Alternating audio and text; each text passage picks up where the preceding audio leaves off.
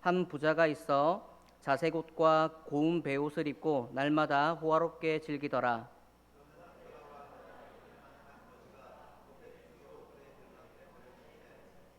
그 부자의 상에서 떨어지는 것으로 배불리려 하매 심지어 개들이 와서 그 헌대를 핥더라.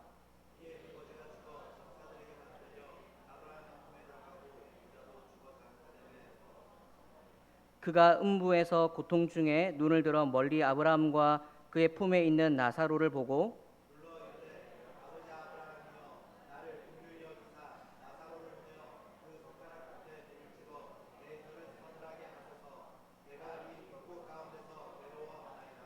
아브라함이 이르되 예 너는 살았을 때에 좋은 것을 받았고 나사로는 고난을 받았으니 이것을 기억하라. 이제 그는 여기서 위로를 받고 너는 괴로움을 받느니라.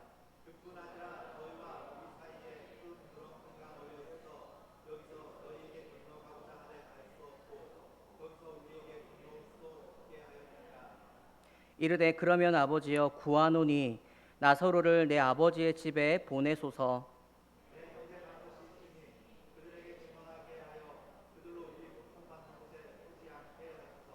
아브라함이 이르되 그들에게 모세와 선지자들이 있으니 그들에게 들을지니라.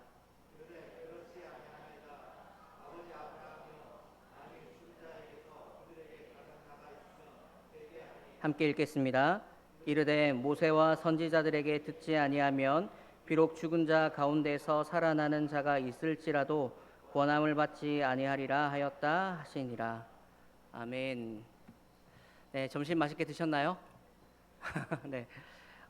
이 정도 규모의 교회가 가장 아름다운 모습이 예배 후에 함께 식사를 하는 모습이 아닐까 생각합니다.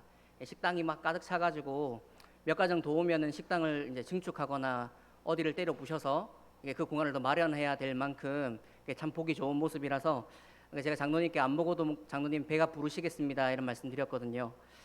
예배를 함께 드림도 아름답고 예배 후에 함께 식사로 교제하는 모임도 참 아름답죠. 교회가 이렇게 모여서 함께 예배드리고 교제하는 것이 참 교회의 큰 축복임을 깨닫습니다.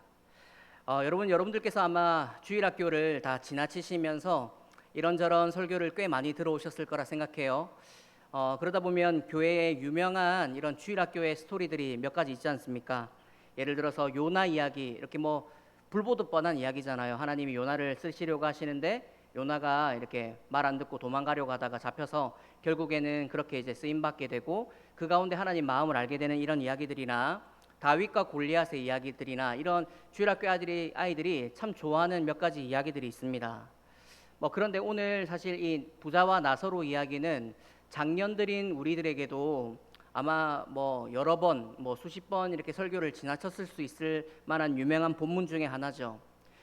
그런데 오늘 이 본문 누가복음이라는 책은 사실 누가라는 사람이 그 의사라는 직분을 가지고 있잖아요. 그래서 참 체계적이고 질서를 가지고 쓴 이런 책이라 볼 수 있습니다. 사도행전을 또 누가가 썼다는 거 여러분 잘 알고 계시죠? 사도행전을 보더라도 1장 8절에 나와 있는 예루살렘과 온 유대와 사마리아와 땅끝이라고 하는 이 개념이 1장, 8장, 11장 이렇게 13장 이렇게 번져가는 복음의 확산을 그래프처럼 보여주는 책이 사도행전이거든요. 누가의 성격이 그대로 묻어납니다. 하나님께서 누가라는 사람을 통해서 복음서를 쓰게 하시고 신약의 한 권뿐인 역사서를 쓰게 하신 이유가 저는 있다라고 생각을 하거든요. 이 누가복음은 누가의 시선으로 쓴 복음서이죠. 하나님이 누가의 성격, 누가의 어떤 생활 패턴, 배경 이런 것들을 다 하나님이 아시고는 누가에게 이 복음서를 쓰게 하셨던 이유가 있을 거라 생각해요. 여러분 우리가 읽은 본문이 16장인데 바로 한 장 앞에 가면 잃어버린 세 가지에 대한 이야기가 딱 이렇게 매칭되어 있습니다. 그러니까 15장에는 잃어버렸다가 되찾았을 때의 기쁨에 대한 소개가 있고 그리고 나서 그 중간 사이에 정말 율법과 하나님의 나라의 복음에 대한 이야기를 할 때 바리새인들은 돈을 밝힌다라는 이야기를 딱 주면서 오늘 본문이 시작되거든요. 그러니까 의미가 있습니다. 이 문맥 가운데 하나님께서 누가를 통해서 우리들에게 하고자 하는 메시지가 분명히 있다라는 것이에요. 무엇보다 15장에 가면 잃은 양, 잃은 드라크마, 잃은 아들 이것들을 되찾았을 때 얼마나 기쁜가에 대한 이야기가 비유로 세 가지가 등장하고 있죠. 그런데 오늘 16장에 가면 우리가 너무나 잘 알고 익숙한 본문인 부자와 나사로의 이야기가 등장하는데 이것이 가난한 사람과 부자의 대조, 이렇게 우리가 아이들을 가르치기도 하고 주일학교 선생님을 이제 하셨던 분들은 이 정도의 수준으로 우리가 이 본문을 대했을 텐데, 여러분 오늘 이 본문의 이야기는 그냥 부자와 가난한 사람이 이렇게 대비된다, 이 정도의 이야기를 하고 있는 책이 아닙니다. 그런 본문이 아닙니다. 오늘 이 본문은 말 그대로 잃었다가 찾을 만큼의 기쁨, 그러니까 하나님의 입장에서는 하나님 나라가 확장되어지고 한 영혼이 구원받아서 하나님 나라로 올 수 있게 되는 이 기가 막힌 역사에 대한 이야기를 이 비유의 말씀으로 어떻게 하면 더 많은 사람들이 하나님 나라에 올 수 있게 할지, 어떻게 하면 이 복음의 비밀을 비유의 말씀으로 깨닫게 할지에 대한 누가의 고심이 녹아있는 이야기입니다. 그러니까 쉽게 말하면 오늘 여러분 읽으셨던 누가복음 16장 19절에서 31절 말씀은 천국 복음에 대한 이야기입니다. 복음이 어떠한가, 복음이 왜 필요한가, 복음이 무엇을 갈라놓는가를 이야기하는 가장 본질되는 이야기예요. 그러니까 이 이야기를 우리가 성경책을 좀 찾아가면서 좀 보면 좋겠습니다. 제가 여러 군데서 설교를 한다고 오전에 말씀드렸는데, 가장 하기 힘든 설교가 언제냐면요, 딱 이 시간대 설교하는 거예요. 배부르시고 에어컨도 잘 나오시고 되게 지금 졸리시고 눈이 오전보다는 50% 정도 지금 다들 이렇게 내려가고 계신 상태라서 주무셔도 괜찮습니다. 지금 주무시는 것은 여러분들의 의지가 아니라 제 잘못이라고 생각할 테니까 제가 책임지도록 하겠습니다. 오전에 예배를 잘못 드리면 안 된다고 약간 강하게 설교하고 향기로운 냄새를 올려드려야 된다 이렇게 설교했는데, 그래서 여러분들이 지금 눈이 막 지금 더 수 눈빛은 지금 저를 막 잡아먹을 듯이 지금 저를 쳐다보고 있는데, 그렇게 하지 않아도 괜찮습니다. 여러분 편안하게 성경을 좀 찾아보면서 말씀을 좀 찾아볼게요. 여러분 오늘 이게 부자 나사로 좀 대조를 하고 있잖아요. 부자를 설명하는 구절이 19절입니다. 여러분 19절 다시 한번 보시겠어요? 세 가지로 특징을 설명하고 있고요. 거지도 세 가지로 특징을 설명하는데 19절에 보니까 이렇게 이야기합니다. 한 부자가 있어. 자, 부자가 어떻게 행색을 하고 있냐면 자색 옷을 입고 있다 말하고, 고운 베옷을 입고 있다 말하고, 세 번째로는 날마다 호화롭게 즐기더라 이렇게 이야기를 합니다. 여러분 부자는 소개되는 이 세 가지가 답니다. 첫 번째가 뭐예요? 자색 옷입니다. 여러분 자색 옷이 이 유대, 이 예루살렘에서는요 쉽게 아무나 입을 수 있는 옷이 아니에요. 왕족이나 귀족만 입을 수 있는 색입니다. 그러니까 평민이 이런 색의 옷을 입으면 다들 약간은 좀 길을 비켜주거나 머리를 이렇게 숙이게 되는 그런 약간 권위적인 옷이라고 볼 수 있겠어요. 오늘도 제가 보면 제 친구들이나 이게 동생들 다 있고 형들도 있는데, 제가 양복 입고 오니까 저희가 가까이 오지 않지 않습니까? 제가 반바지에 나시를 입고 와야 제 원래 본 모습 같아서 막 이렇게 친근할 텐데, 딱 양복을 입으면 뭔가 다른 것처럼 여러분 이게 지금 여기서 자색 옷이라는 것이 유대 사회에서는 권위를 나타내고 직분을 나타내는, 시장에 가면 윗자리에 앉을 수 있고, 회당에 가면은 딱 상석에 앉을 수 있고, 잔치에 가면 여기 앉으십시오 할 수 있는 그런 옷이 바로 자색 옷입니다. 이게 자색이라는 게 여러분 자색 그 고구마 약간 보랏빛도 아니고 자줏빛도 아닌 그 애매한 색깔이 바로 이 자색 옷이에요. 그런데 이 자색 옷은 충분히 부자가 얼마나 부자인지 뭐 다 나타내지는 않는데, 다음 등장하는 고운 베옷이라고 하는 것이 이 부자가 얼마나 부자인지를 나타내는 하나의 중요한 키워드입니다. 여러분 이때 당시에는 이스라엘 사람들은 이 속옷을 입지 않습니다. 이상하게 생각할 것이 아닌 것이, 이 유대 사회에서는 이 사막 기후도 이렇게 지나가기도 하고, 또 아침 저녁과 이 온도차가 너무나 크기 때문에 보통 얇은 옷을 여러 번 이렇게 끼워 입게 되어 있거든요.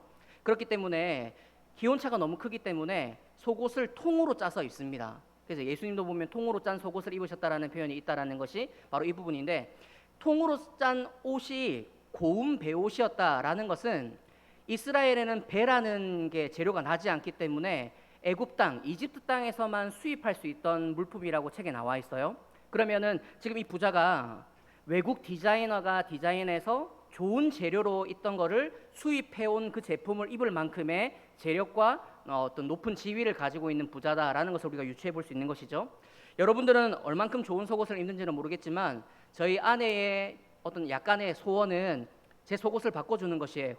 그런데 제가 한 몇 년 전에 산 이게 4개 10,000원, 근데 요즘 너무나 잘 나와서 아무리 입어도 이게 해지지가 않아가지고 이제 아내는 항상 바꿔주고 싶다 얘기를 하는데, 저는 또 워낙 경상도 남자라 가만히 둬라, 아직 10년은 더 입을 수 있다, 약간 막 이런 식으로 대화가 이루어지는 거죠. 여러분, 근데 이때 당시에 이 속옷은요, 한 벌의 가격이 자색옷을 넘어갈 만한 그 배라는 이 직물이 너무나 귀해서 아무나 입을 수 없고, 한번 입는 사람은 이것을 되게 잘 유지해야만 오래 입을 수 있는 재료의 이 속옷이라는 것입니다. 이만큼 이 부자가 엄청난 부자라는 것을 이야기하고 있죠. 그리고 또 하나가 날마다 호화롭게 잔치를 했다, 이렇게 얘기하는데, 여러분들이 상상하는 걸 마음껏 상상하셔도 될 만큼 성경은 이렇게 약간의 이 범위를 확장해 주고 있습니다. 제가 그래서 여러 가지 버전을 좀 찾아뵀더니 NIV 성경에서는 이 날마다 호화롭게 잔치했다라는 표현을 뭐라고 얘기하고 있냐면 사치스럽게 향락을 즐겼다, 이렇게 표현하고 있어요. 사치스럽게. 그러니까 뭐 50명이 모이면 50명분의 잔치를 충분히 준비해도 될 만한 건데도 100명, 150명분 이렇게 해서 엄청난 좋은 음식과 이런 분위기를 냈다, 이렇게 볼 수 있고, 킹 제임스 버전에 보면 좀 더 현실적으로 수많은 돈을 들여서, 일부러 더 엄청난 돈을 들여서 잔치를 베풀었다, 이렇게 얘기하는 것이에요. 여러분, 그러니까 매일같이 이렇게 잔치를 베풀 수 있는 재력을 가진 부자, 자색 옷을 입고 고운 베옷을 입을 만큼의 어마어마한 부자가 19절에 소개되고 있고요. 이와 대비되는 나사로라는 사람, 나사로의 이름이 뜻이 무엇인지 아세요, 여러분? 하나님이 돕는 사람이라는 뜻입니다. 하나님이 돕는 사람. 그런데 여러분, 하나님이 돕는 사람이라는 이름을 가졌는데 하나님이 전혀 안 돕고 계신 삶의 흔적이 나와요. 나사로를 소개하는 20절, 21절 한번 읽어볼까요? 20절, 21절 시작. 그런데 나사로라 이름하는 한 거지가 헌데투성이로 그의 대문 앞에 버려진 채 그 부자의 상에서 떨어지는 것으로 배불리려 하매 심지어 개들이 와서 그 헌데를 핥더라. 하나님이 도우시는 사람이라는 이름을 가진 나사로가 거지라고 표현되고 있고, 이 거지라는 표현에서 뿐만 아니라 대문 앞에, 그러니까 이 앞에 소개된 부자의 그 집 앞에 버려져 있는 상태입니다. 여러분, 이 버려져 있다라는 그 용어가 수동태예요. 그러니까 본인 스스로가 내가 이대로는 이제 굶어 죽을 것 같아서 그 문 앞에 가서 뭐 비아냥거리면서 이게 음식을 구하는 게 아니라 누가 들어가지고 갖다 놓은 상태를 수동태로 적어놨습니다. 왜 그러냐면, 여러분 바로 밑에 보시면 이런 얘기가 나오죠. 몸에 헌데가 투성이었다. 여러분, 헌데라는 것이 뭐냐면 몸에 이렇게 상처가 나서 피가 흐르는 상태가 유지됐을 때 거기가 그냥 그렇게 공기 중에 노출되어 있는 상태를 헌데라고 성경에 많은 이런 주석들이 적혀져 있어요. 왜 그런 흉터가 났는지, 상처가 났는지는 소개하고 있지는 않지만 지금 이 나사로의 상태는 한마디로 말하자면 이겁니다. 죽기 일보 직전이라는 거죠. 몸에는 헌데가 투성이고, 그 다음에 누군가는 이렇게 살다가는 얘는 이제 며칠 못 갈 것 같아. 그래서 사람들이 들어서 부자의 집 앞에다가 떨어져 놨어요. 왜냐하면 여기서 잔치하다가 남는 음식이라도 주워 먹고 며칠이라도 더 연명하라고. 그런 상태가 지금 나사로의 상태예요. 여러분들은 다 이렇게 뭐 대장부이실지 모르겠지만, 저는 제가 별명이 호랑이라는 별명이 있음에도 불구하고 제가 제일 무서워하는 것은 사탄 마귀보다도 벌레가 저는 더 싫습니다. 저희 집에 바퀴벌레가 나오면 제가 잡지 않고 저희 아내가 잡습니다. 보이는 순간 제 아내 이름을 부르고 저희 아내는 항상 자연스럽게 가서 손으로 이제 딱 제압을 하죠. 네, 온갖 욕설이 지금 막 들리는 것 같은데, 그래도 제가 지금 벌레가 무서워서 어찌할 수 없는데, 여러분 이 보세요. 이 나사로는 자신의 헌데를 지금 개들이 와서 핥고 있습니다. 근데 여러분, 만약에 여러분들이 지금 예배 드리는 도중에라도 팔이라든지 목이라든지 이 자그마한 물체가 여러분 주위에 이렇게 알짱알짱거리면 손으로 이렇게 손사래를 치시겠죠. 그런데 만약에 개가 요 앞에 지나가면서 우리 앞에 지나오면 어떻게든 이 개를 피하거나 아니면 만류를 시키겠죠. 근데 나사로는 여기 적혀있는 헬라어 그대로 해석하면 개가 와서 내 몸을 핥고 있고 피가 나는 그 부분을 핥고 있는데 제지할 수 없을 정도의 힘이 없는 상태, 그것을 얘기하고 있는 거예요. 그러니까 이 본문에서 극과 극명한 대조를 이루고 있죠. 한 부자는 어마어마한 부자입니다. 우리나라로 지금 이 2022년도를 산다면 부산에서 가장 호화롭게 잔치를 한다면 정말 뭐 몇 천만 원짜리 옷을 입고, 그 다음에 몇 억짜리의 차에 스포츠카를 타고 저기 해운대 요트 경기장에 가서 요트를 타고 요트 안에는 바베큐와 고급 와인과 막 이런 엄청난 거를 다 펼쳐놓고 친구들을 다 초대해서 이렇게 하니까 되게 표정이 밝아지시네요, 여러분. 이렇게 잔치를 하는데 이거를 매일같이 할 수 있는 부자라는 것이에요. 그런데 한 명은, 나사로라고 표현되는 이 한 명은 거지인데, 이름의 뜻은 하나님이 도우시는 사람인데 하나님이 전혀 돕지 못해서인지 대문 앞에 누군가는 들어서 버려놓은 상태. 왜냐하면 이렇게 하지 않으면 얘는 당장 죽을 것만 같기 때문에 조금이라도 여기서 먹고 며칠이라도 더 연명하라고 드러나놨는데, 개들이 와서 그 헌대를 핥고 있는 것을 저지할 만한 힘이 없어서 개들이 몸을 막 핥고 있는데도 그냥 그러려니 그냥 있는 상태가 나사로의 모습입니다. 이게 지금 3절 안에 등장하는 부자와 나사로의 대조예요. 여러분, 그런데 오늘 이 본문 말씀은 제가 어떤 이야기를 한다는 책이라고 했죠? 천국 복음이 어떻게 갈라지는가에 대한 이야기를 하는 책이라고 했습니다. 이 두 사람이 얼마나 잘 살았느냐, 얼마나 못 사느냐, 이거를 대조하는 책이 아니에요. 이 똑같은 두 사람이 워낙 잘 살고 워낙 가난하더라도 둘 다에게 공통적으로 찾아오는 인생의 결말, 죽음을 22절이 말합니다. 22절 보시겠어요? 함께 읽어보겠습니다. 시작. 이에 그 거지가 죽어 천사들에게 받들려 아브라함의 품에 들어가고 부자도 죽어 장사되매. 이렇게 소개를 19절에는 부자를 소개하고 20절과 21절에는 나사로를 소개한 뒤에 바로 이 두 사람에게 동일하게 찾아오는 죽음에 대한 이야기를 성경이 말해주고 있습니다. 이에 거지가 죽어서 아브라함 품에 안겼다. 그리고 부자는 죽어서 장사되었다. 이렇게 표현하는데, 여기 장사되었다라는 표현을 살펴보게 되면 여러분, 이스라엘의 무덤은 저희처럼 이렇게 흙에 묻는 게 아니라 돌무덤입니다. 시체를 두고 위에 돌을 쌓아서 무덤을 기리는 것이거든요. 그 돌무덤을 뜻하고 있어요. 그러니까 죽음 이후에 두 가지의 길이 있다라는 것을 의미적으로 지금 상징적으로 보여주고 있죠. 하나의 길은 아브라함의 품이라고 하는 길이 있고, 또 하나는 일반적인 죽어서 돌무덤에 장사되는 장사됨이라고 하는 길을 보여주고 있습니다. 이것을 유대인들과 거기 있던 당시의 사람들은 아브라함의 품이 어떤 의미인지를 단번에 알 수 있습니다. 여러분, 우리가 지금 2000년이 지나서 이 성경을 받아들고 성경의 인물 중에 가장 유명하거나 가장 권위가 있는 사람을 얘기해 보라 한다면 다윗, 바울, 예수님 등등 많이 나오겠지만, 여러분들이 만약에 비행기를 타고 텔아비브라고 하는 그 공항에 내려서 이스라엘 사람 누구를 붙잡고 누가 가장 성경의 인물 중에 최고냐라고 했을 때 아브라함이 10중 8구로 나오는 이름입니다. 왜냐하면 이들에게는 아브라함이 아버지라는 뜻이거든요. 아버지, 믿음의 조상, 아버지. 그렇기 때문에 이 사람들에게는 아브라함의 품에 안긴다라는 것이 뭐냐면 곧 그들이 원하는 천국에 간다라는 표현을 아브라함 품에 안겼다라고 표현하는 것과 똑같이 사용하고 있습니다.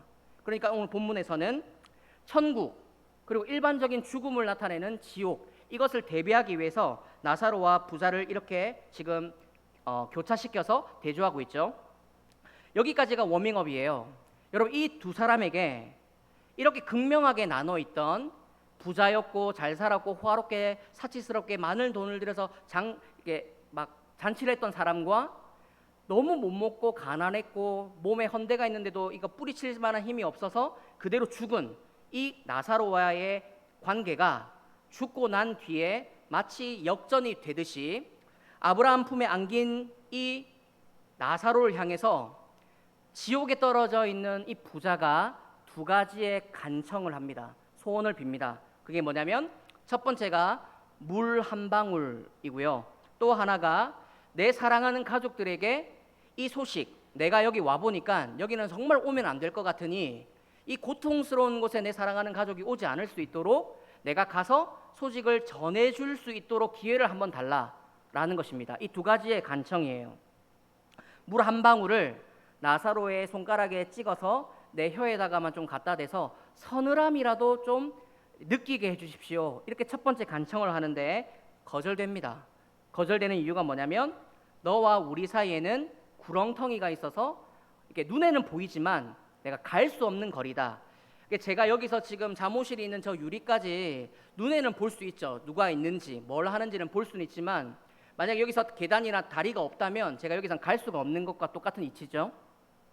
그래서 거절되고요. 또 하나, 내가 남아있는 아버지와 형제들에게 이곳에 오지 않을 수 있도록 이 소식을 좀 전해주고 싶습니다. 한 번만 내가 살게 해주시면 내가 가서 여기 오지 않을 수 있도록 좀 조치하고 싶다라고 요청하지만 그것도 거절됩니다. 거절되는 이유가 무엇이냐?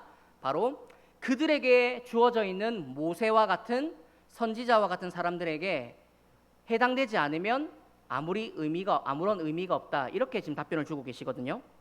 여러분, 그러니까 오늘 본문에 보면 무엇을 우리가 알 수 있냐면 여러 가지를 좀 정리할 필요성이 있죠. 첫 번째, 우리 모든 인생에는 영원하지 않고 죽음이라는 것이 있다는 것을 깨닫습니다. 여러분, 저나 여러분이나 각자 하나님이 부르시는 때가 다를지는 몰라도 한 가지 확신할 수 있는 건 있죠. 모두가 다 죽음이라는 그 문턱 앞에는 섭니다. 언제가 될지는 모르지만 또 어떤 방식일지는 모르지만 때는 다르고 방식은 다르더라도 저와 여러분들이 동일하게 그 죽음이라고 하는 관문 앞에 서게 된다는 것을 깨닫지요. 목사다 보니 어린 나이에도 여러 성도님들의 장례를 치르게 되고 또 저보다 제자의 죽음 앞에서 장례를 또 집례하게도 되고 또 연로하신 장로님이나 권사님의 장례식을 참 많이 가게 되죠. 장례식을 갈 때마다 드는 생각은 똑같습니다. 갈 때마다 똑같은 생각이 듭니다. 남아있는 내게 주어진 삶을 하루라도 더 잘 살아야 되겠다. 이 마음가짐 하나입니다. 왜냐하면 내가 하나님께 공급받는 그 인생이 언제까지일지 알 수 없기 때문이죠. 만약 여러분들도 여러분 인생이 몇 살까지 내가 살 수 있는 보장이 있다 그런다면 여러분들의 삶도 좀 색깔이 다르지 않겠어요? 내가 정말 열심히 산다 하더라도 예를 들어서 다음 달에는 하나님이 부르셔라는 게 정해져 있다면 남아있는 이 한 달을 일반적인 한 달과 똑같이 살지는 않을 거지 않습니까? 그러니까 우리는 마지막 때를 알 수는 없지만 하나님이 제도적인 장치를 딱 걸어놓은 것이 뭐냐면 네가 잘 살든 네가 못 살든 어떤 차를 타든 어떤 집에 살든 어떤 환경이든 간에 똑같은 하나의 인간의 끝을 보게 하셨는데 그것이 바로 죽음입니다. 그래서 히브리서 기자는 9장 27절에 이렇게 말하죠. 한 번 죽는 것은 사람에게 정해진 것이고 그 이후에는 무엇이 있다 말합니까? 심판이 있다 말하는 것이죠. 그래서 여러분, 우리는 그리스도인 하나님을 믿는 사람들에게는 항상 이 죽음을 생각하고 염두하는 삶이 필요합니다. 죽음은 두려운 것이 아니라고 저는 생각해요.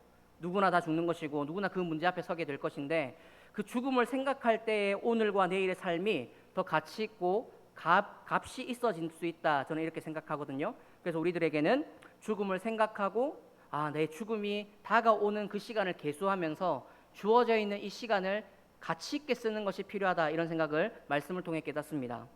그리고 여러분, 오늘 본문 가운데 두 번째 깨닫는 것이 무엇입니까? 죽음 이후에는 반드시 두 갈래길이 있다는 것을 비유로 말씀하고 있죠. 아브라함의 품이라고 표현되는 천국과 1번 죽어서 장사되어서 지옥이라고 하는 그 두 가지의 대비가 있다라고 가르치고 있고, 또 하나 세 번째는 이 지옥이라는 곳의 특징이 요청하는 것마다 거절되고 있다라는 것을 깨닫게 되는 것이죠. 물 한 방울 주세요. 눈으로는 내가 볼 수 있지만 내가 갈 수 없기 때문에 물을 줄 수가 없구나. 내가 내 사랑하는 가족들에게 좀 가서 이 소식을 전하고 싶습니다. 그러나 그들에게 주어져 있는 모세나 선지자들에게 듣지 아니하면 아무런 소용이 없다. 이렇게 다 거절되는 것이에요. 여러분, 저는 청년 때에 첫 사역을 호주에 가서 이제 하게 됐는데, 제가 워낙 그 호주를 떠나기 전에 이제 모교회였던 교회 이제 친구들 형들과 함께 물놀이 가는 걸 참 좋아했습니다. 그래서 해운대에 가가지고 자전거를 타고 해운대에 가서 그 조선비치 호텔에서 시작해서 저 옛날에 한국 콘도라고 하는 저 끄트머리까지 이렇게 수영해서 왔다 갔다 하다가 이렇게 오고 했었는데, 수영을 너무 좋아했고 또 나름 자부심이 있어가지고 호주에 가서 그 이제 성도님들 앞에서 전사님 소개 좀 해주세요 이렇게 하길래 제가 소개했던 게 뭐였냐면 해운대 물개가 왔습니다. 제가 이렇게 소개를 했거든요. 수영 하나만큼은 자신 있어가지고 제가 그렇게 소개를 했더니 그럼 전사님 오셨으니까 전사님 모시고 우리 피크닉 한번 가야 되겠네요. 골드코스트라고 이렇게 브리즈번 올라가는 길에 보면 정말 광활한 해변이 있는데 거기 가서 전사님 실력 한번 보면 좋겠습니다. 이렇게 막 장난스럽게 얘기했는데 3개월 뒤에 진짜 가게 됐어요. 그래서 제가 그 부산에서 챙겨왔던 오부 수영복, 호주 사람들은 사실 그 해변 갈 때 수영복 입지 않거든요. 비치 바지 이런 걸 입고 가는데 저는 또 약간 그 해운대의 이 자존심을 지켜야 되겠다는 생각으로 오후 수영복 가져가서 전부 다 많은 사람들이 바베큐 준비하고 막 파티 준비한다고 여력이 없는데 저는 그때부터 막 허리 돌리고 무릎 돌리고 몸 풀기 시작했습니다. 내가 보여주리라. 해운대의 물개가 얼마나 다른지 일반 사람들과는 다른 차원을 보여주리라 하고 제가 그 바닷가에 뛰어들었는데 그 바다가 나라빈이라고 하는 해수욕장이었어요. 그런데 제가 들어가려고 하는 그 딱 입구에 표지판이 있는데 뭐라고 되어 있냐면 No Swim이라고 딱 이렇게 빨간 글씨로 이렇게 딱 적혀 있었습니다.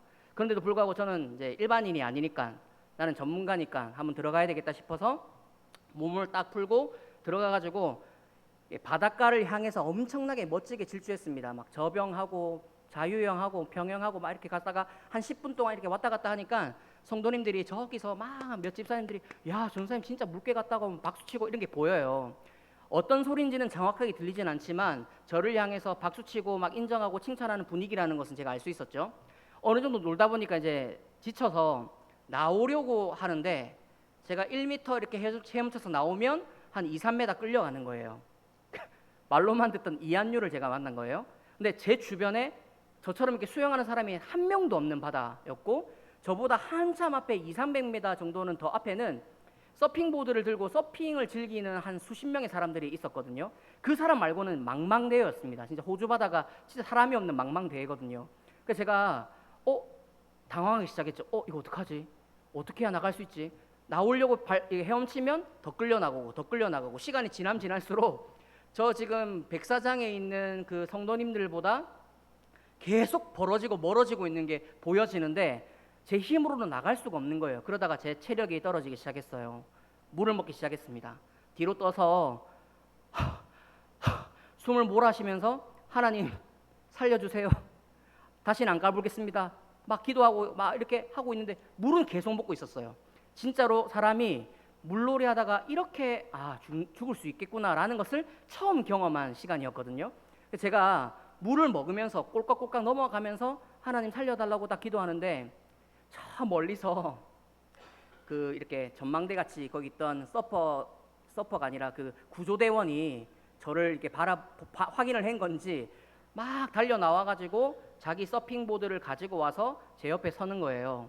그래서 제가 이제 막 물을 먹고 있고 막 죽으려고 하는데 그 사람이 바로 도와주지 않고 영어로 저한테 이렇게 질문하는 거였습니다.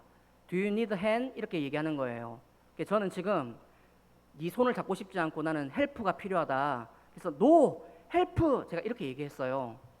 영어를 다 잘하시는지 모르겠지만 이 사람의 의미는 너 도움 필요하니 이렇게 물어본 건데 저는 제가 아는 영어가 아닌 거예요. 헬프가 나와야 도와달라고 하는 건데 핸드라고 하니까 이게 무슨 말인지 몰라서 No 헬프 이렇게 하니까 이 사람이 오케이 do you need a hand?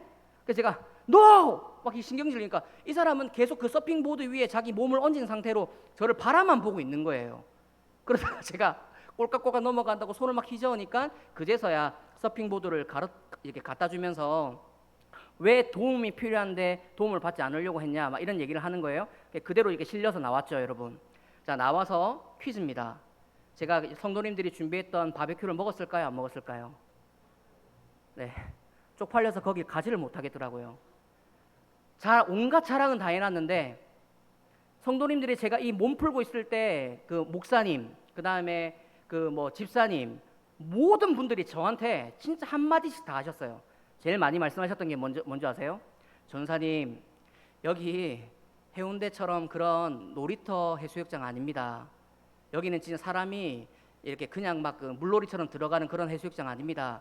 전사님 말씀 들으세요. 여기 진짜 그 장난 아니에요. 여기 바다가 사람 들어가는 바다가 아니에요. 들어가면 밑에 5m, 10m 이렇게 푹푹 꺼지는 바다인데 사람이 많이 죽어 나가요. 그래서 저기에 수영하지 말라고 저기 있는 이유가 그런 이유입니다. 했는데 제가 그런 이야기를 들을 때마다 성질은 더럽고 자존심은 있으니까 내가 보여주겠다. 내가 이 모든 편견을 깨버리고 해운대 물개는 다르다라는 것을 반드시 보여주리라 라는 이 오기가 발동해서 그렇게 한 거예요. 실려 나와서 구급대원이 저에게 이렇게 막 심폐소생술을 하려고 하는데 내가 괜찮다고 좀 쉬면 괜찮을 것 같다고 그냥 손으로 이렇게 뿌리치니까 자기들은 이제 가버렸고 성도님들은 제가 뻘쭘할까봐 저에게 안 오시고 저는 그쪽으로는 갈 수가 없고 저기는 막 뭐 바베큐 냄새도 나고 막 좋은 분위기 속에서 막 이렇게 이제 즐기는데 저는 이러지도 못하고 저러지도 못하고 그 해변가에 누워가지고 한 30분 넘게 누워 있었어요. 제가 호주에 있을 때 매일같이 일기를 썼거든요. 매일같이 일기를 썼는데 그때 일기가 아직도鮮明합니다. 맨 마지막에 그 일기의 맨 마지막 그 오늘 깨달은 교훈처럼 해서 2줄을 적어놨었는데 뭐라고 했냐면 어른들이 말할 때는 듣자 이렇게 적어놨고 물놀이는 교만하면 되지 않구나 이 2가지를 제가 깨달았다고 적어놨던 것이 그래서 제가 그거를 다 모아가지고 저희 아내한테 이제 비행기 소포로 보내줬을 텐데 아마 가지고 있는지는 모르겠습니다. 그런데 제가 그때가 잊을 수 없는 나라빈 해수욕장의 그 추억을 제가 경험하면서 이 본문 말씀과 제가 했던 그 경험이 너무나 정말 이게 딱 찰떡처럼 딱 이게 마주 떨어지는 거예요. 뭔지 아세요, 여러분? 눈으로는 볼 수 있는 거리였습니다.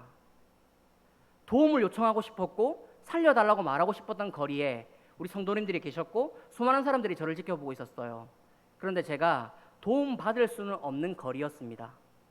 그냥 눈으로는 너무나 잘 보였고 내가 저곳에 가고 싶었고 내가 지금 고통스러운 물을 먹고 있는 것은 너무나 힘들고 어려운 일인데 누군가 한 명이라도 와서 나에게 이 힘든 고통을 이겨낼 수 있도록 벗어날 수 있도록 도와주길 바라는 마음이 너무나 간절했거든요. 그런데 저는 그 고통을 혼자 고스란히 느끼고 있었습니다. 죽음 바로 앞에까지 갔습니다. 그 구조대가 오지 않았으면 정말 빠져가지고 서퍼들이 저를 발견하지 않았으면 저는 진짜 이 자리에 없었을 정도였으니까요. 제 인생에 가장 무서웠던 순간이었습니다. 아, 이게 사람이 죽는다라는 것이 이렇게 고통스럽고 무서울 수 있는 거구나. 소스라치게 놀라면서 제가 하나님 살려주세요, 하나님 살려주세요, 진짜 다시는 안 가볼게요, 좀 살려주세요 이런 말을 수십 번 계속 외치면서도 물은 계속 먹으면서 살고 싶은 그 욕심 때문에 외치고 있었던 그 순간을 저는 잊지 못해요. 오늘 본문에 나사로와 부자의 그 간격이 만들어내는 고통의 차이가 제가 느꼈던 그 고통과는 비교할 수 없을 만큼 이 부자가 느끼는 고통이 더 크겠지만 제가 어느 정도 이 의미가 어떤 의미인지 그 간극이 얼마나 정말 냉정하고도 냉혹한 간극인지를 저는 조금 체험했다고 생각이 들어지는 거예요. 그러면 사랑하는 성도 여러분, 마지막 한 질문이 남아있죠. 그럼 나사로와 부자가 어떻게 이런 극명한 대조 속에 갈리게 되었을까요? 우리는 지금까지 나사로는 가난했으니까 여기 와서 이제는 위로받고 잘 살게 되고 부자는 잘 살았으니까 여기 와서는 고통받고 못 살게 되었다, 이런 결론으로 성경은 말하고 있지 않습니다. 근데 여러분, 오늘 본문에 우리가 함정에 빠질 수 있는 부분이 있기는 있죠. 왜냐하면 25절에 보니까 아브라함이 이르되 예 너는 살았을 때에 좋은 것을 받았고 나사로는 고난을 받았으니 이것을 기억하라. 이제 그는 여기서 위로를 받고 너는 괴로움을 받느니라. 이 구절 때문에 잘 살았던 사람은 이렇게 되고 못 살았던 사람은 이렇게 된다라고 우리는 착각할 수 있는데요. 그래서 제가 여러분 15장과 16장, 17장의 문맥이 중요하다고 말씀드린 것이에요. 15장에는 잃어버렸다가 찾은 그 기쁨, 한 명의 영혼이라도 하나님은 더 구원하기를 원하시고 하나님 나라에 오기를 원하신다고 말씀하고 계시다라는 건데, 그 중간에 딱 14절, 16장의 14절부터 있는 짤막한 부분이 있죠. 율법과 또 이런 바리새인과 서기관들이 돈을 좋아하고 비웃거늘, 그 예수님의 말씀을 듣고 비웃는 그 얘기가 무엇이냐면 바로 옳지 않은 청지기 비유의 말씀을 듣고 비웃었습니다. 이 이야기가 어떤 이야기냐면 하나님 입장에서 재정을 쓸 때 세상의 재정, 세상의 물질이라 하더라도 사람을 살리는 데에 마음껏 쓰면 좋겠다, 네가 이렇게 하더라도 나는 좋다, 이런 이야기를 주고 있는데, 여러분 어떤 이야기인지 아세요? 한 사람이 청지기를 주인이 부릅니다. 너 이제 그만둬야 되겠다, 이렇게 이야기를 하니까 이 청지기가 그때부터 사람들을 불러 모아서 김 집사님 얼마 빚지셨어요? 우리 주인한테 얼마 빚지셨어요? 100만 원이요? 자, 제가 감해 드릴 테니까 50만 원이라 쓰세요. 이 집사님 얼마 빚지셨어요? 3천만 원이요? 자, 제가 감해 드릴 테니까 1,500만 원이라 쓰세요. 이렇게 한 거를 주인이 알게 되었습니다. 그러니까 이 청지기를 불러서 너 잘못했다, 이렇게 말하실 것 같은데, 주인이신 하나님께서 청지기에게 옳지 않은 일을 했음에도 불구하고 네가 잘했다라고 칭찬하시거든요. 왠지 아세요? 세상에 물질로 사용되는 그 재정, 그 돈을 사용해서라도 네가 그렇게 불법을 행하고 잘못된 일을, 서류를 조작하고 위조를 하는 그런 잘못을 하더라도 세상에서의 한 영혼을 구원하는 일에 이 재정을 쓴다면 옳지 않은 청직이지만 칭찬받아 마땅한 일이다. 이 비유를 주고 계신 거예요. 그러니까 우리는 오류를 범할 수 있죠. 하나님이 불법을 그러면 사용하시는 건가? 하나님이 불법을 허용하시는 건가? 이 부분이 아니라 하나님에게는 모든 재정이 다 하나님의 것이니 하나님 입장에서는 3천만 원을 빚진 사람이 1,500만 원 돼도 상관이 없고 3천만 원이 아니라 30만 원으로 바꿔줘도 하나님 입장에서는 모자랄 것이 없는 분이시기 때문에 청지기에게 세상의 재물로도 네가 친구를 사귀고 네가 그렇게 해서라도 나중에 그 사람들을 하나님 나라에 데리고 오면 좋겠다라는 마음으로 주시는 본문이 비유의 본문이에요. 왜냐하면 15장에 잃어버렸다가 찾게 되는 하나님 나라의 사람들에 대한 본문을 주고 있기 때문에 문맥이 이어지고 있는 것입니다. 그런데 이 비유를 듣고 율법의 이런 전문가인 바리새인들은 비웃죠. 그렇게 하는 것이 마땅한가?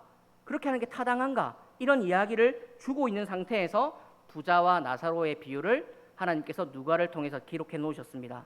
왜냐하면 이렇게 하는 것이 타당하지 않다고 생각했던 바리새인들은 마치 부자처럼 이렇게 이를 갈고 고통스러운 날이 있을 것이다. 이 말씀을 주기 위함이에요. 그럼 여러분들 우리에게 제일 중요한 질문이 하나 남아있죠. 그러면 나사로가 천국 간 이유, 그렇다면 부자가 지옥 간 이유는 그 기준이 무엇입니까? 라는 것이죠. 어떻게 하면 나사로처럼 천국에 갈 수 있고 어떻게 하면 부자가 지옥에 떨어졌습니까? 그 기준이 무엇입니까? 그 기준이 여러분 하나님의 말씀입니다. 여러분 오늘 본문 29절 한번 보시겠어요? 제가 천천히 읽어볼게요. 29절부터 31절까지인데요. 아브라함이 이르되 그들에게 모세와 선지자들이 있으니 그들에게 들을지니라. 자, 이 말이 무슨 말이죠? 부자가 간청했잖아요. 잠시라도 내가 가서 내 사랑하는 아버지와 형제들에게 이 소식을 전해서 여기에 오지 않게끔 해주십시오 라고 간청하는 부분에 대한 대답입니다. 아브라함이 이르되 그들에게 아버지와 형제들에게 모세와 선지자들이 있으니 그들에게 들을 것이다. 이렇게 말씀 주고 있어요. 그러니까 30절에 부자가 다시 대꾸합니다. 이르되 그렇지 않습니다. 아버지 아브라함이여 만일 죽은 자에게서 그들에게 가는 자가 있으면 우리 아버지와 형제들이 회개할 것입니다. 이렇게 이야기해요. 죽었다가 살아있는 자들에게 간다라는 게 누구를 표현할까요? 본인이죠.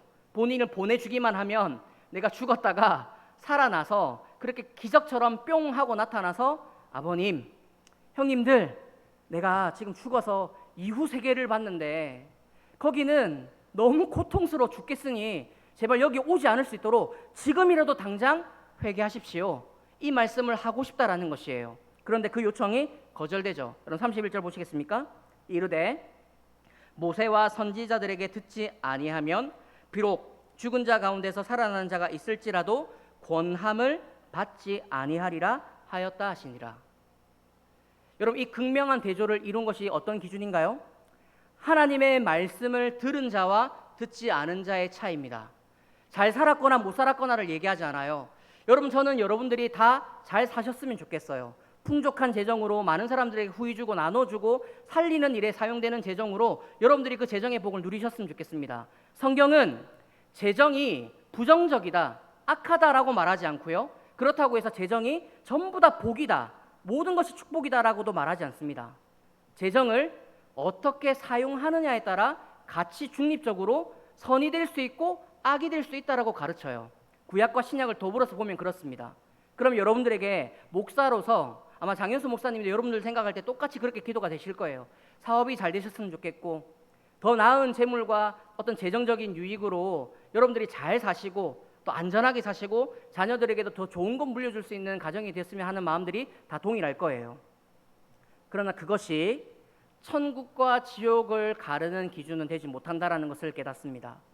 그럼 거꾸로 여러분, 혹시나 여러분들이 단칸방에 살고 좋은 차를 타지 못하고 여전히 가난한 가운데 산다 하더라도 그것이 그럼 지옥 가는 기준이냐? 그렇지 않습니다. 우리가 이 땅에 살아가면서 우리가 얼마를 가졌느냐, 어느 집에 사느냐, 얼만큼의 재정을 소유하고 있느냐, 이것이 천국과 지옥을 가르는 기준에는 전혀 관계없는 기준입니다. 그럼 그것을 나누는 기준은 무엇인가요? 하나님의 말씀이 들려졌을 때에 그 말씀을 듣고 회개한 사람과 회개하지 않은 사람으로 29절, 30절, 31절은 우리에게 안내합니다. 기적과 같은 일이 있으면 회개할 것입니다. 이런 이야기는 누구나 다 하죠. 하나님, 만약에 내 앞에 이 문제만 해결해 주신다면 제가 이만큼 하겠습니다. 하나님, 만약에 제가 이 병만 고쳐주신다면 제가 평생을 드리겠습니다. 이렇게 기도하시는 분들은 참 많이 봤지만 그렇게 낫고 나서 진짜 그 평생을 드리는 분들은 제가 잘 못 보는 것 같아요. 제가 섬기고 있는 이 교회도 큰 소리 치는 분들이 꽤 많습니다. 잘 사시는 분도 많고 아마 제가 제일 잘 못 사는 것 같아요. 그럼에도 불구하고 저는 그분들이 부럽지가 않아요. 왜냐하면 우리가 가지고 있어야 될 본질을 가지고 있는다면 이 땅에서 삶은 길어봤자 100년이지만 이 이후의 삶은 영원하다고 가르치고 있는 이 성경의 진리를 저는 확신하고 믿고 있기 때문입니다. 사랑하는 여러분, 제가 제 통장의 잔고가 만약 부끄러워서 이 일이 제 설교의 이 직분이 목사라는 이 목회자라는 것이 부끄럽다면 얼마나 불행한 인생이겠습니까? 그러나 저는 하나님께서 목사로 불러주신 것만으로도 감격이고 감사한데 그럼에도 불구하고 이렇게 새로운 교회에서 여러분들 앞에서 이렇게 설교할 수 있는 기회가 주어지는 것은 더더욱 감사하고 영광이거든요. 여러분들에게 이 복음의 진리를 말씀할 수 있고 이 복음의 비밀을 전할 수 있는 이 기쁨이 얼마나 큰지 몰라요. 여러분들이 50억, 100억 그런 부자가 됐으면 하는 마음은 제 안에 마음이 있지만 그보다도 먼저 여러분들에게 복음의 비밀을 알고 그 비밀로 인해서 내가 가지지 못했다 하더라도 불행하지 않다라는 그 진리를 붙잡고 계신가, 저는 포인트가 여기 있다 생각합니다. 사랑하는 성도 여러분, 그 기준을 뭐라고 나누는가요? 하나님 말씀이라고 가르칩니다. 하나님의 말씀을 들을 수 있을 때, 하나님 말씀이 들려와서 내가 회개할 수 있을 때, 우리 인생이 언제 끝날지 모르는 이 한 치 앞도 모르는 우리 인생을 살아가는데 나중에 기회가 되면요, 할 수 있을 때가 아니라 내가 그 기준을 정하고 그 기회를 물리치고 있는 우리들의 모습을 종종 봅니다. 제가 사역하고 있는 교회에서 여러 가지 성경대학 이런 것들을 제가 맡아서 진행하는데 성도가 그렇게 많은데도 한 클래스를 열면 30명 넘지 않습니다. 출석하는 몇천 명이 계신데도 성경을 배우는 이 일에 30명이 넘지 않아요. 한 과목당. 그런데 그 들으시는 분들은 다 똑같은 분이 한 과목, 두 과목, 세 과목을 신청하시고 한 과목을 하시는 분은 들어보고 좋으면 그 다음에 두 과목, 세 과목 늘어나지만 인원이 점차 늘지가 않아요. 그래서 한 학기 수료를 하면 150명에서 200명 정도가 수료가 됩니다. 너무 안타까운 것이죠. 말씀을 유튜브나 어디를 틀어도 바로바로 들을 수 있는 세상에 우리가 살아가고 있지만 정말 우리에게 필요한 이 말씀을 그 말씀이라고 받아들고 살고 있냐라는 질문에는 누구도 그렇습니다라고 말하기가 어려운 시대, 말씀의 홍수 속에 살지만 정말로 말씀이 귀하다라고 말할 수 없는 시대를 우리가 지금 동시대에 살고 있습니다. 여러분, 충격적인 이야기를 좀 할까요? 저희 중등부 아이들이 온라인 예배라고 해서 온라인 예배를 드린 적이 꽤 있습니다. 지금은 거의 90%가 현장으로 나오거든요. 제 인상을 보시면 아시겠지만 저는 예배 똑바로 안 드리면 가만두지 않기 때문에 아이들 찾아가서 이렇게 험악한 얼굴로 일부러 밤에 찾아갑니다. 밤에 봐야 좀 더 험악하거든요. 만나면 온라인 예배 드렸습니다 목사님 막 이런 얘기하면 제가 물어봐요. 그냥 호락호락하게 넘어가지 않거든요. 지난주 목사님의 설교의 제목이 뭔데? 제목은 다 알고 있습니다. 여러분, 왠지 아세요? 우리 아이들이 온라인 예배를 드렸다고 해서 유튜브에 실시간 이게 스트리밍 시간 평균적으로 몇 분 봤을까? 예배는 1시간 20분, 1시간 반이거든요. 몇 분이 평균 시간으로 나올까요?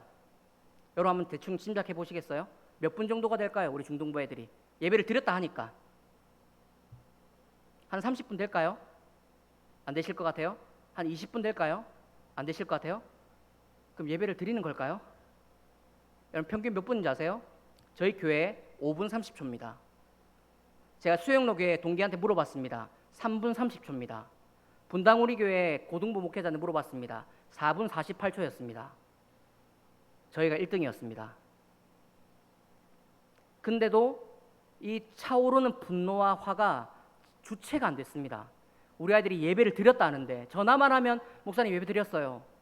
근데 스트리밍의 평균 타임은 5분 30초예요. 근데 찬양 예배를 드렸습니다. 유명한 찬양 사역자를 모셔가지고 찬양 예배를 드렸더니 평균 스트리밍이 8분 40초로 늘어나더라고요. 아, 얘네들이 설교를 힘들어하는구나 생각을 알게 되는 거죠. 이런 시대에 우리가 살아가고 있어요. 지금 수처럼 저렇게 앉아가지고 오전 예배나 오후 예배 드리는 것은 죄송한 얘기지만 제정신이 아닐 수 있습니다. 정말 하나님을 사랑해야만 가능한 일이에요. 중등학생이 저렇게 예배 드리는 거는 있을 수가 없는 일이죠. 정말 어려운 일입니다. 제가 여러분들보다는 그래도 꽤 많은 교회를 알고 꽤 많은 교회 상황을 접하지 않습니까? 중학생 예배 안 드립니다. 초등부 예배 드릴까요, 그러면? 저희 아들이 여기 있지만 초등부 예배 잘 안 드려요. 유튜브 예배 실시간 조사했더니 11분 나오더라고요. 그래도 초등부는 엄마가 옆에 앉아 있잖아요. 애기를 이제 태블릿에 해가지고 예배 드리라고 율동 따라하라고 엄마가 막 이렇게 잔소리하니까 그 시간만큼은 평균 시간이 나와요. 근데 이제 중등부 넘어가는 고등부 아이들은 예배 드릴게, 일어나서 예배 드려. 라면 요즘 아이들 예배는 이거죠. 일어나서 침대에 누운 상태로 휴대폰을 들고 옆으로 누워서 보고 있는 게 예배죠. 근데 그것마저도 5분 30초였다라는 것이에요. 여러분, 이게 현실입니다. 말씀을 들었습니다. 예배 드렸습니다. 말씀 제목 이거였습니다. 그러나 내용은 모르고 핵심은 모르고 예배는 드렸다고 말하는 아이들을 제가 사역하고 있죠. 제가 좀 유별나서 분당이라는 땅에 가서 제가 인터뷰를 볼 때 몇 장로님들께서 제게 이렇게 물어보셨어요. 목사님은 늘 지방에 계셨는데 여기는 아예 좀 다릅니다. 여기는 아이들이 다들 이렇게 강남, 분당 이 아이들이 다 많아서 교육열이 너무나 치열합니다. 그래서 시험 기간 되면 아이들이 이제 학원 간다고 막 학원차 앞에 막 서 있고 공과 공부 늦게 마친다고 반별 모임 때 엄마가 들어와서 아이를 손잡고 나가버리고 이런 일이 비일비재한데 목사님 이런 거에 대해서 목사님 생각이 어떻습니까? 라고 질문하시더라고요. 전혀 예상치 못했던 질문을 받아서 제 입에 나오는 말대로 그냥 얘기를 저는 했습니다. 장로님, 저는 그 꼬라지 볼 수가 없습니다. 예배당 문을 걸어 잠그어서라도 공과 모임 때 엄마 아빠들이 못 들어오게 할 것이고 저는 그래도 점수보다 예수가 중요하다고 가르치고 싶고 성적보다 성령이 중요하다고 가르치고 싶은데 그렇지 않을 것 같으면 저를 뽑으시지 않는 게 좋을 것 같습니다. 제가 이렇게 말씀드렸거든요. 그러니까 장로님들이 표정이 되게 일그러지셨어요. 그러면서 그 옆에 있는 한 장로님께서 저에게 또 물어보셨던 질문이 뭐였냐면 목사님, 그러면 목사님이 생각할 때에 그 아이들이 예배를 이렇게 주일 아침에 일찍 일어나서 이 멀리까지 와가지고 예배 드리는 게 감사하지 않나요? 이렇게 물어보길래 제가 답변을 너무 감사하죠. 그런데 왔다가 가는 것으로 만족하기에는 너무나 가슴이 아픕니다. 제가 이렇게 얘기하면서 얘들이 왜 왔는지 여기 뭐 하러 왔는지 이걸 알려주지 않고서는 사역이 어렵죠. 제가 왜냐하면 들은 이야기가 있었기 때문이에요. 이전에 사역했던 목사님이 목사님 상처받지 말고 들으세요. 저희 아이들은 설교 시작하면 3분 만에 70%는 잡니다. 저희 중성전이라고 하는 데서 예배를 드리는데 그 예배 의자가 영화관처럼 15도 이렇게 누워 있습니다. 그렇기 때문에 앉으면 착좌감이 너무 좋아서 바로 그냥 이렇게 진짜 스르르 잠이 오는 그런 자리예요. 그래서 애들이 예배를 드리면 설교 시작한 3분 되면은 다 잠들고 선생님들은 하나같이 아이들이 그냥 이렇게 오기만 해도 감사하다고 아유 그래 와서 와라 앉아서라도 자라 이렇게 하고 있는 모습을 제가 예배 때 본 거죠. 선생님들이 아이들이 왔다고 하는데 이 아이들을 깨워서 예배를 드리게 할 생각이 아니라 온 아이들의 귀하다고 자라고 그냥 누워 자라고 머리 쓰다듬어 줘요. 가방은 배 위에 올리라고 얹어줘요. 제가 이 모습 보면서 마음가짐을 새롭게 했습니다. 이겨내야 되겠다. 이 전쟁에서 내가 지면 안 되겠다. 정신머리를 뜯어 고쳐야 되겠다. 하나님이 나를 여기 보내신다면 보내실 만한 이유가 있다라고 생각을 했고 그것을 믿고 1년 동안 싸웠어요. 참 힘들었죠. 전화 많이 받았습니다. 부모님들이 전화가 와서 주일 저녁에 전화가 와서 한 20-30분씩 이렇게 막 쏟아붓습니다. 목사님이 우리 아이 인생 책임질 겁니까? 우리 아이 의대 가야 되는데 이렇게 해서 되겠습니까?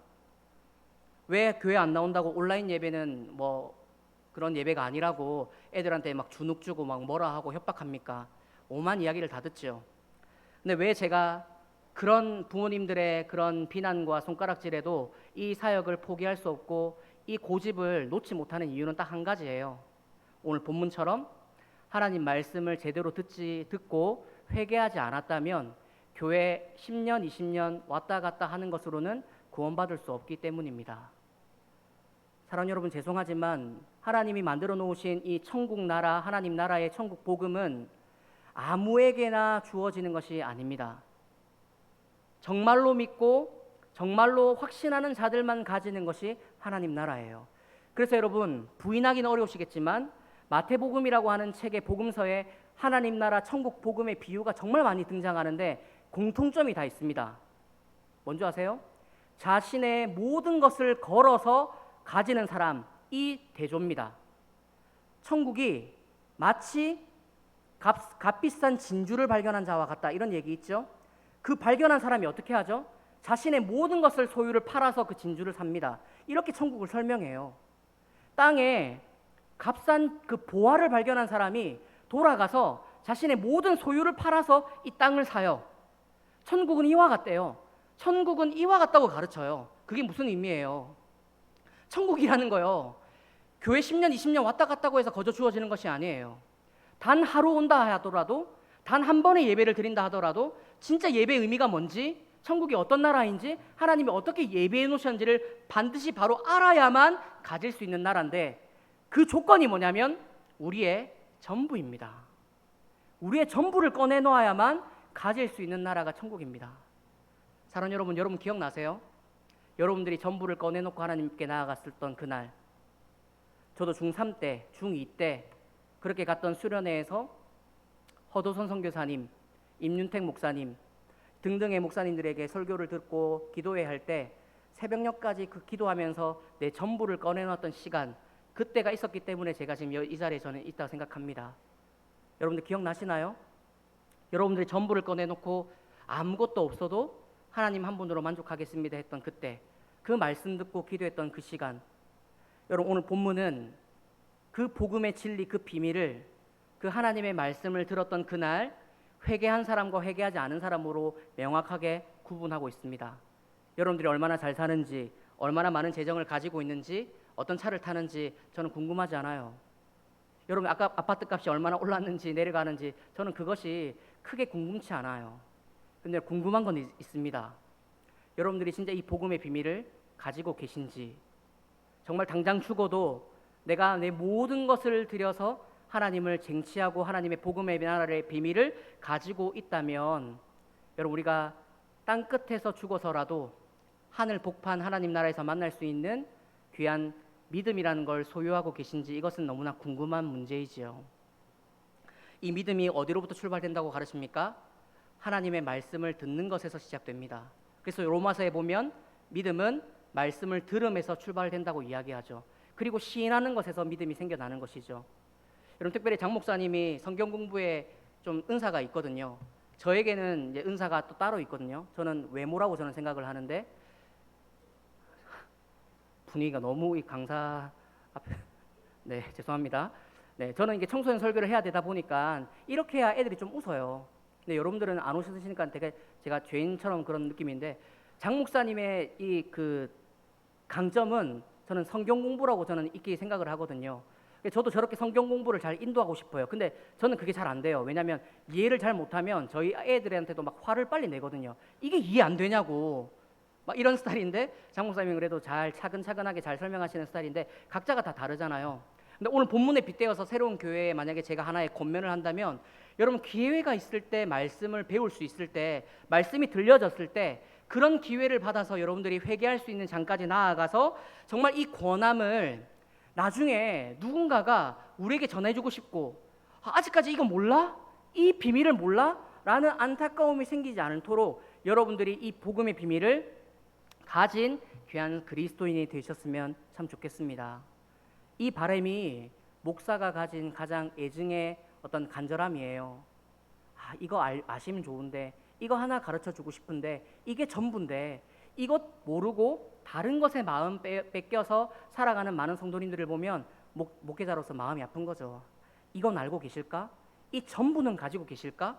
이게 전부인데, 이 하나님 말씀을 듣고 회개한 이 사람에게 주어지는 하나님 나라에서 누리는 안식과 평안. 사랑하는 성도 여러분, 우리가 이 땅에서의 삶이 어렵고 힘들다라도 열심히 살아가야 될 이유가 저는 여기 있다 생각합니다. 나중에 끝에서 두 팔 벌려서 우리를 안아주실 예수 그리스도가 진짜 살아계신 우리 주님이시기 때문이죠. 여러분, 우리가 한평생을 우리의 가진 것, 우리의 시간, 우리의 재정, 우리의 모든 것을 다 통틀어서 사람들을 살려내는 데에 사용하고, 전하는 데에 사용하고, 귀한 가치, 하나님 나라를 이루는 데에 가치로 사용하면 하나님께서 우리의 삶을 통해서 많은 사람들을 옳은 대로 이끄시고 하나님 나라로 이끄셔서 마지막 날에 우리가 하나님 뵀을 때 하나님이 두 팔 벌려서 수고했다고 충성된 종이라고 칭찬하실 날이 우리 새로운 교회 귀한 성도님들에게 있으시기를 예수님 이름으로 축복합니다. 네, 말씀을 들을 수 있을 때 들어야 합니다. 말씀을 듣고 회개할 때 회개해야 합니다. 그 기회를 놓치지 않으시는 귀한 성도님들 되시기를 예수님 이름으로 축복합니다. 우리 반주에 맞춰서 잠깐 기도하고 마치면 좋겠는데요.